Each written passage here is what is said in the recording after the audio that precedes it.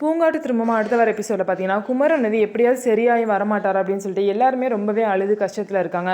குமரனோட அம்மாவும் தங்கச்சியும் குமரன் கூட ஹாஸ்பிட்டல்லே இருக்காங்க. இன்னொரு சைடு ஆனந்தி குமரனுக்கு சரியாகணும் அப்படின்னு சொல்லிட்டு ரொம்பவே தீவிரமான பரிகாரத்தெல்லாம் கோவிலில் போய் பண்ணுறாங்க. மிளகாவை அரைச்சி மூஞ்சிலையும் கையிலையும் பூசிக்கிட்டு பார்த்தீங்கன்னா தீச்சட்டிலாம் எடுத்து குமரனுக்காக ஆனந்தி வந்து வேண்டிக்கிறாங்க. இந்த மாதிரி ஒரு வேண்டுதல் வந்து ஒரு ஹஸ்பண்டுக்கு ஒரு ஒய்ஃப் வந்து செய்யணும். அப்படிப்பட்ட ஒரு பரிகாரத்தை வந்து குமரனுக்காக ஆனந்தி வந்து செய்கிறாங்க. இதுக்கப்புறம் பார்த்திங்க அப்படின்னா ஹாஸ்பிட்டலில் வந்து குமரன் வந்து கொஞ்சம் நினைவு வந்து ஏதோ பேச ஆரம்பிக்கிறாரு.